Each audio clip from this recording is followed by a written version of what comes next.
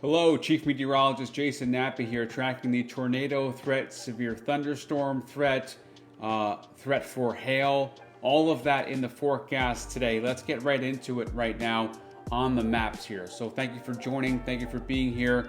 I'll go ahead and lower the music and get you into the forecast now. So the threat has gone up. It has more than doubled in the last couple of hours, right? So this is now afternoon, East Coast. And the threat has gone up because of some of the ingredients in the atmosphere. So we'll talk about that.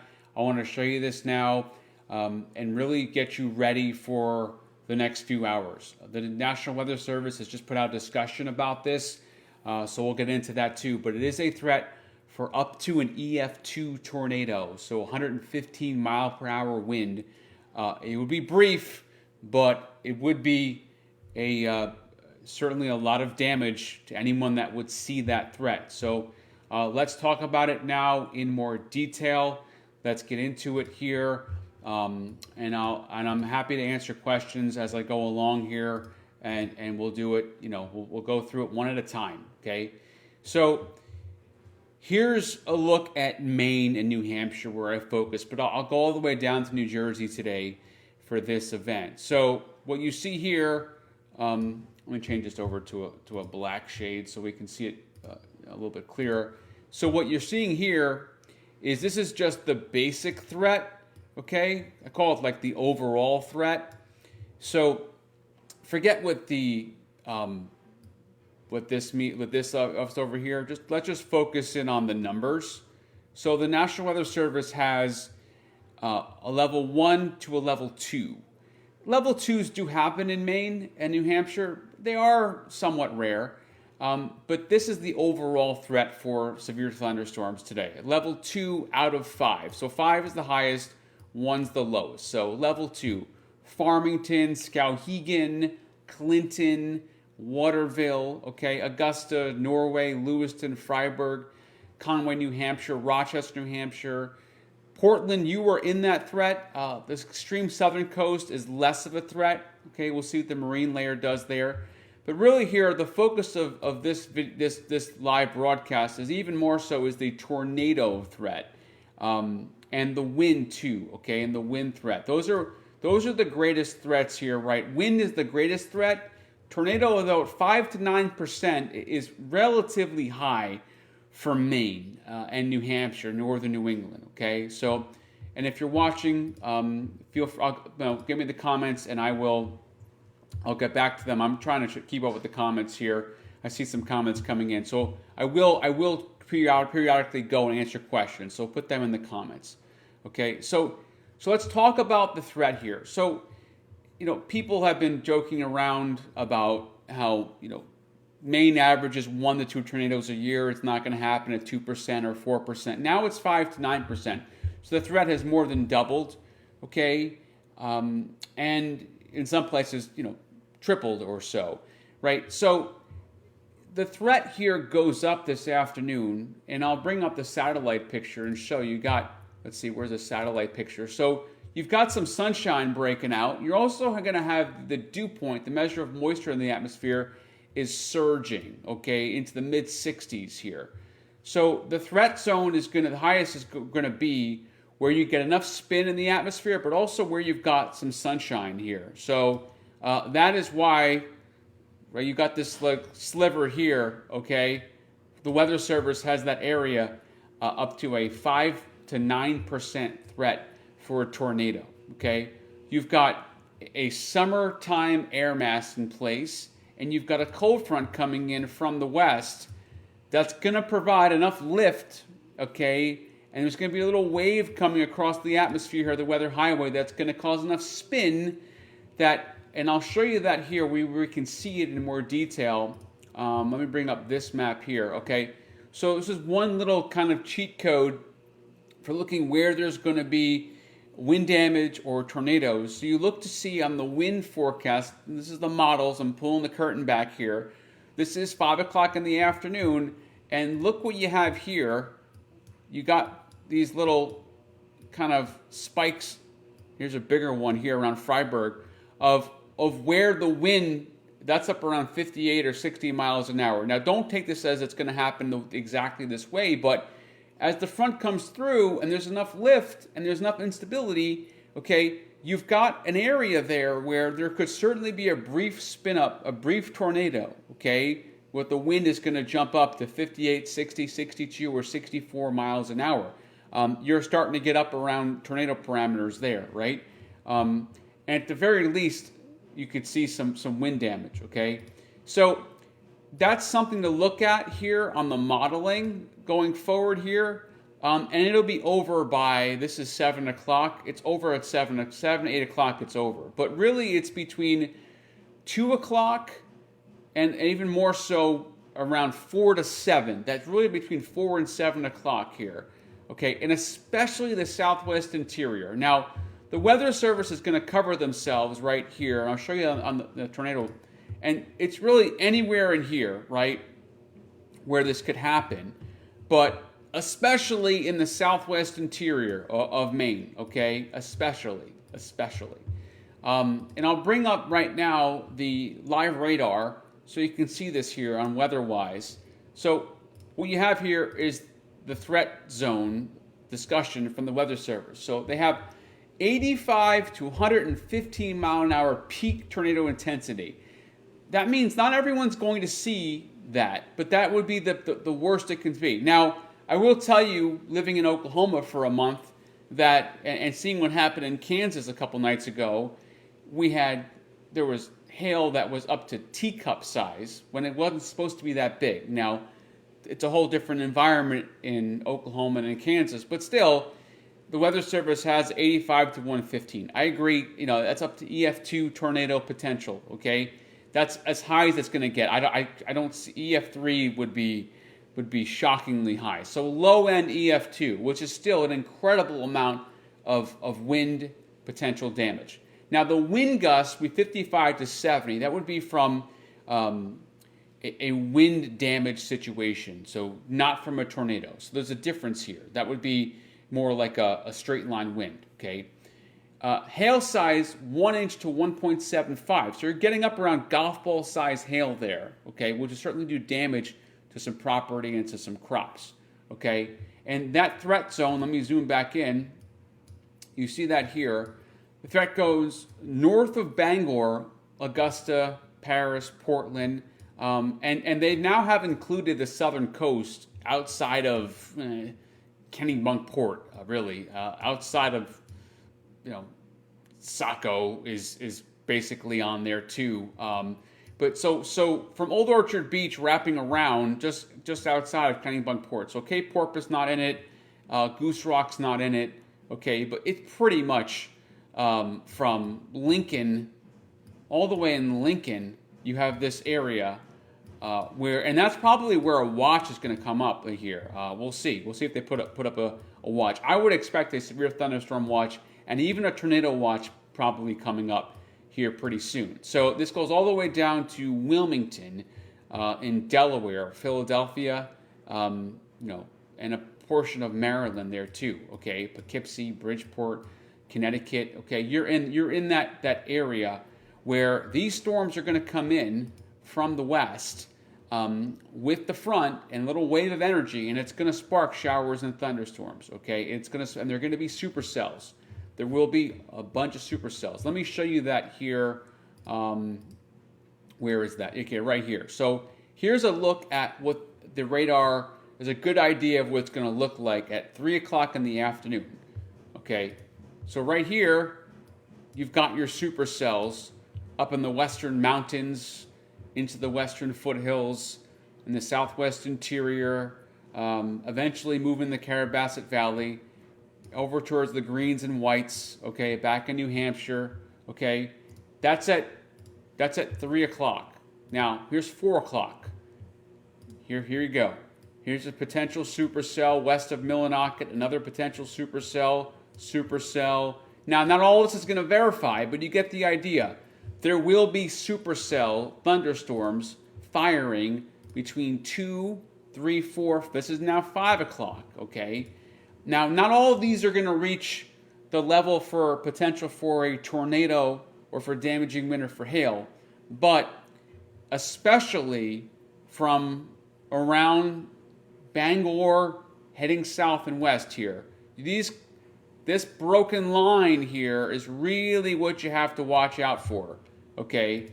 It's going to be brief, it's going to happen quickly, but it's going to happen. Now, by 6 o'clock, you'll notice here this line goes from outside of Halton all the way down to Augusta, down to the seacoast, okay? So Eastport, it is all clear. Nothing's happening in Eastport. So for our friends watching in Eastport and a good chunk of down east, you will miss out on this, okay? The mid-coast, you're missing out. Penobscot Bay, Bar Harbor, you're missing out on this for the most part. I'm going to advance it now to 7 o'clock, okay, and take you through here. So just east of Millinocket, Bangor, down to Casco Bay, okay, you're starting to get a bunch of rain there, and even and a bunch of lightning too, but this will be weakening as it pushes east. So by 7 o'clock and then 8 o'clock, at this point it's pretty much over, okay? The severe parameters go down by this point, but and even on the mid-coast, even Rockland, Camden, you got to keep your guard up. Bucksport, loyal followers in Bucksport, got to be very, very, very watch this very closely, okay? So here's a broader look at the threat, okay? And then let me show you the tornado threat. This is now, once again, the northeast. So it's there's less spin in the atmosphere, less parameters down in North Jersey, but the greatest threat is in northern New England, a little bit southern New England, a little bit western Mass there. But really, it's going to be wind first, okay, and then hail and tornadoes second, okay? So wind damage first, but tornado at 5% for that large of an area just rarely happens. So look now even deeper at the meteorology, okay? You look at what's the available energy in the atmosphere, okay, to get severe weather. And when you see these numbers up the Cape, convective available potential energy. So think about like a powder keg and how much is in that powder keg, or a can of gasoline. How much is in it, right? And if you get a can of gasoline and you fill it up, you're going to get up around 1,500, 2,000, these numbers. And now, I don't know if we'll get to 2,000 up in northern New England today. You need a bunch of sun for that. But right now, you're starting to see numbers up around 1,000, okay? So just think about 1,000 like a big powder keg that's about half full. So, that's why these areas here, okay, are going to be under the gun especially, right? And the more the sun comes out in the next hour or two, the worse it gets. That's just kind of a general idea, okay? The service analysis at 12 Zulu time, okay, this morning, okay, showing, and right now showing mid 60s for dew points, okay? That's a bunch of moisture in the atmosphere. You need that moisture if you're going to have severe weather. So here's a broader look at things, so I can show you from around just west of Bangor, so Greenville, all the way down to Hartford. Okay, you see that here. So now I'm covering all this. And then it's a little bit later in Philadelphia, but less of a tornado threat there, more of a wind threat, okay? So really, this is about this first wave in northern New England that's coming through. Let me get to some questions now, if we've got any of those. Let me move this out of the way. I don't see any questions. Let's see here. I'm still here. Sun is peaked out, a little hazy. Trisha, it's between 2 and 7, 2 and 8 o'clock. I'm trying to, go through all these any questions here. Livermore Falls, Lubeck. Lubeck, I appreciate everyone asking me, about your town, about where you're going to be today, but I'm not going to do every single town. I can just give you a general idea. If you're in this threat zone that is basically kind of circled, sort of, right? If you're in that threat zone, then really, in Maine, anywhere south of the county, you should have your guard up. If you're in down east Maine, if you're in Bangor, keep your guard up. But east of Bangor, not as concerned about this. The western mountains, not as concerned. You got cloud cover there. But there's definitely going to be a component with this of a lot of wind, some hail, and a threat for tornadoes, okay? So this is the look at radar. This is live radar. This is happening right now, okay? So let me get back to the threat zone here that I'm focused in on most, okay? So this is where the tornado threat is greatest. Keene, Nashua, Concord, Manchester, Rochester, Conway, Lewiston. Now, if you're in the green, you still have an opportunity here, but it's just not as high, okay? It's really in that brown shade that's at 5 to 9%, okay? You're never going to see greater than 60%, okay? You almost never see 45 to 59. In Maine, New Hampshire, you're almost never going to get up around these numbers. Never. You're just almost never. 10 to 14 would be extremely high in Maine, but I'm sure it probably has happened. 5 to 9 is pretty rare. 2 to 4% does happen, okay? But you're almost never going to see these numbers up in northern New England, okay? You don't have the ingredients for that in New England, northern New England especially, almost never, okay? But 5 to 9%, okay? So what this means is that's the probability of a tornado within 25 miles of a point. So in Lewiston, it's a probability is 5 to 9% within 25 miles, okay, of that point, in Lewiston today. Okay, that's what the tornado outlook is from the National Weather Service, okay? So hopefully you're keying in on that, right? So if you have any questions, go ahead and put them into chat and let me know. But basically what you have here is a stationary front that's going to turn to a cold front. It's going to move east along the wave of low pressure that's going to kick it kind of east. And you're going to have these showers and thunderstorms fire up, okay, here's your time code is right here. Let me slow this down. Here's your timestamp right here. Follow along on your timestamp. Okay, that's your timestamp. And just follow along with the modeling here as it moves through in the next few hours. So right now it's 12:23 Eastern, and between 2 and 7, 2 and 8 o'clock, really it's 2 to 7. So you have about 2 hours before this is going to start to light up here. This is the radar screen. It's going to light up. It's going to get very bright. There's going to be a lot of lightning, okay? A lot of lightning. It's going to be coming here. And then I look for where a tornado would be here with this model showing where there's wind popping up, okay, along the front. So these storms could easily be wrapped in rain if they're along the cold front that's going to come through. It's called QLCS, quasi-linear convective system, So basically you get a little bit of a hook or a hitch kind of in the front, a little notch, these little kind of kinks in the front, I guess you call them. And you'll see these little areas where there's enough spin and enough lift. It all happens. It'll be brief, okay? But you can get 1 or 2 or even 3 tornadoes along the cold front, okay? So that's what you'd be looking for today. If we talk about EF scale for tornadoes, EF2 would be 111 to 135. So you're in that threat zone today, okay? Which is high for Maine and New Hampshire. It's quite high. Very rarely happens. That's right down the road here in Norman, Oklahoma. That's where the Weather Service, that's where they do that, okay? So let me see if I don't know if they'll do, Nicole, an air show with a tornado threat today. Thank you for the 20 stars, Sherry. I appreciate that.